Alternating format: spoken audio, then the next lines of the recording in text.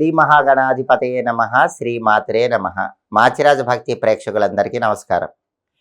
జనవరి 14వ తేదీ నుంచి జనవరి 20వ తేదీ వరకు ద్వాదశ రాశుల వారికి వారఫలాలు ఏ విధంగా ఉండబోతున్నాయో, ఈ వారంలో పంచగ్రహ కూటమి ప్రభావం ఏర్పడుతున్న తరుణంలో పంచగ్రహ కూటమి ద్వాదశ రాశుల మీద ఎలాంటి ప్రభావాన్ని కలిగింపజేస్తుందో, ఈ పంచగ్రహ కూటమి ప్రభావం ఎప్పటి వరకు ఫలితాలను ఇస్తుందో, అలాగే ఈ వారం ద్వాదశ రాశుల వారికి అనుకూల ఫలితాలు రావాలంటే, వ్యతిరేక ఫలితాలు తొలగింపజేసుకోవాలంటే ఏ దేవీ దేవతల ఆలయ దర్శనం చేయాలో, ఎటువంటి మంత్రాలు జపించుకోవాలో, ఏ స్తోత్రాలు చదువుకోవాలో, సకల దేవతా స్వరూపమైన గోమాతకి ఎలాంటి ఆహారం తినిపించాలో, ఎలాంటి ద్రవ్యాలు దానం ఇవ్వాలో, ద్వాదశ రాశుల వారికి పంచగ్రహ కూటమిని పరిగణనలోకి తీసుకుంటూ వారఫలాలు ఏ విధంగా ఉండబోతున్నాయో ఈ వీడియోలో మనం తెలుసుకుందాం.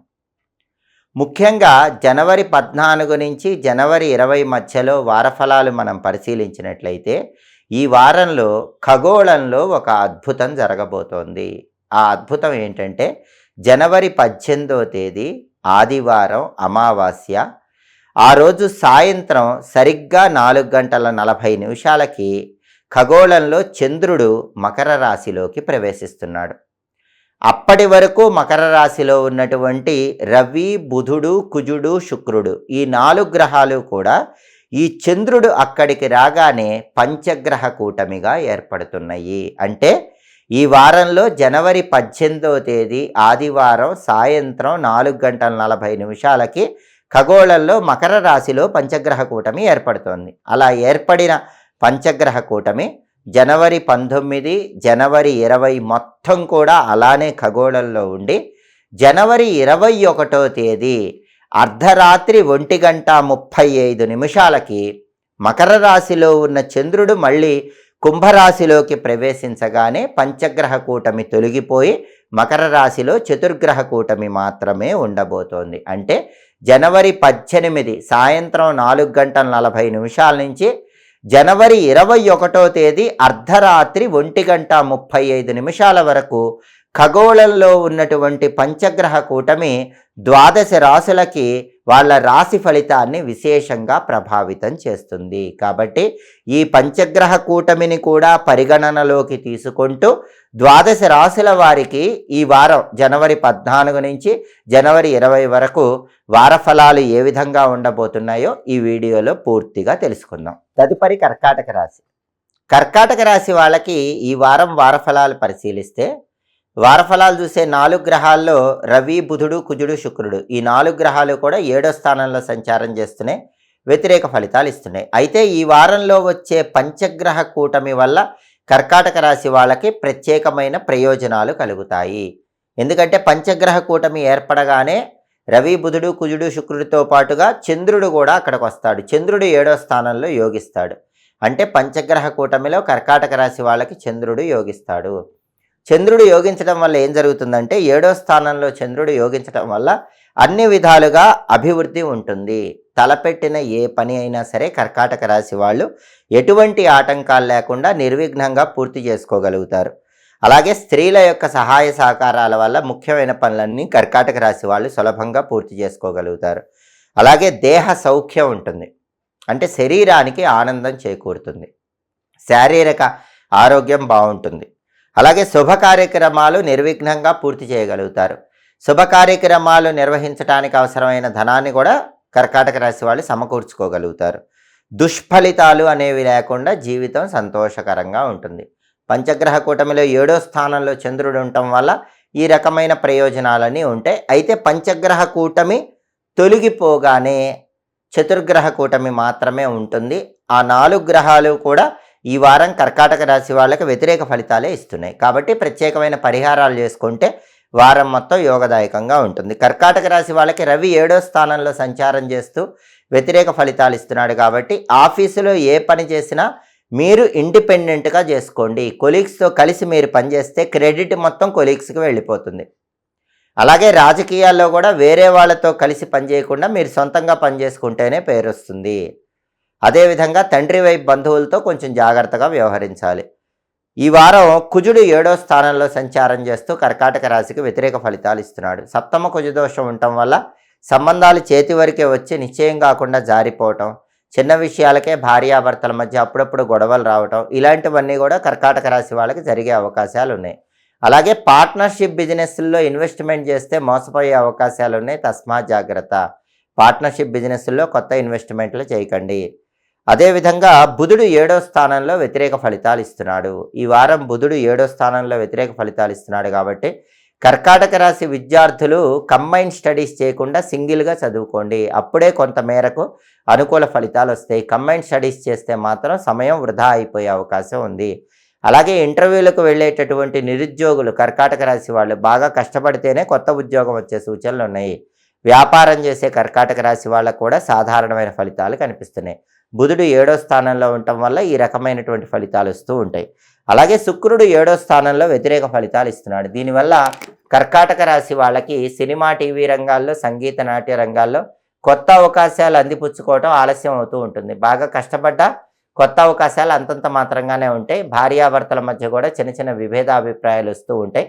దంపతులు మాట్లాడుకునేటప్పుడు కొంచెం జాగ్రత్తగా ఆలోచించి మాట్లాడుకునే ప్రయత్నం చేయాలి. అంటే ఈ వారంలో వచ్చే పంచగ్రహ కూటమి మాత్రమే కర్కాటక రాశికి యోగిస్తుంది. ఎందుకంటే పంచగ్రహ కూటమిలో చంద్రుడు యోగించడం వల్ల కొంత అనుకూల ఫలితాలు ఉంటాయి. పంచగ్రహ కూటమి తొలగిపోగానే కర్కాటక రాశి వాళ్ళకి చతుర్గ్రహ కూటమిలో ఉన్నటువంటి 4 గ్రహాలు వ్యతిరేక ఫలితాలు ఇస్తున్నాయి. కాబట్టి ఆ గ్రహాలకు సంబంధించిన పరిహారాలు చేసుకోవాలి. రవి, బుధుడు, కుజుడు, శుక్రుడు ఈ 4 గ్రహాలు యోగించాలంటే నానబెట్టిన గోధుమలు, నానబెట్టిన పెసలు, నానబెట్టిన కందులు, నానబెట్టిన బొబ్బర్లు గోమాతకు తినిపించాలి. కేజింబావు గోధుమలు, కేజింబావు కందులు, కేజింబావు పెసలు, కేజింబావు అలసందలు బ్రాహ్మణుడికి దానం ఇవ్వాలి. అలాగే రవి, బుధుడు యోగించాలంటే విష్ణు సంబంధమైన ఆలయ దర్శనం చేయాలి.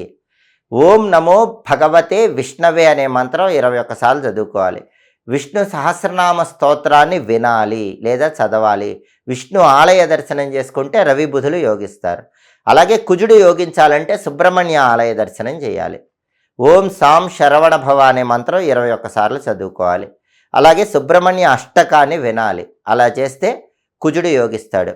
అదేవిధంగా శుక్రుడు యోగించాలంటే ఓం శ్రీ రాజమాతంగ్యై నమః అనే మంత్రం 21 సార్లు చదవాలి. అలాగే రాజరాజేశ్వరి అష్టకాన్ని వినాలి.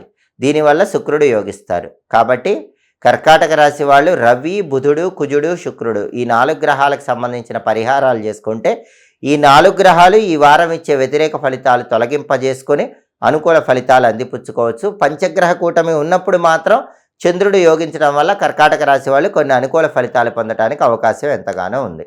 జీవితంలో వ్యతిరేక ఫలితాలు ఎక్కువగా వస్తున్నప్పుడు వ్యతిరేక ఫలితాలన్నీ తొలగింపజేసుకోవటానికి, అనుకూల ఫలితాలు అందిపుచ్చుకోవటానికి, ఇంటి యజమానికి అదృష్టం కలిసి రావటానికి, ఇంట్లో పిల్లలకు అదృష్టం కలిసి రావటానికి ఆడవాళ్ళు పుట్టింటికి వెళ్ళినప్పుడు పుట్టింటి నుంచి వచ్చేటప్పుడు కొన్ని ప్రత్యేకమైన వస్తువులు తెచ్చుకోవాలని మనకి సంప్రదాయ గ్రంథాల్లో చెప్పారు.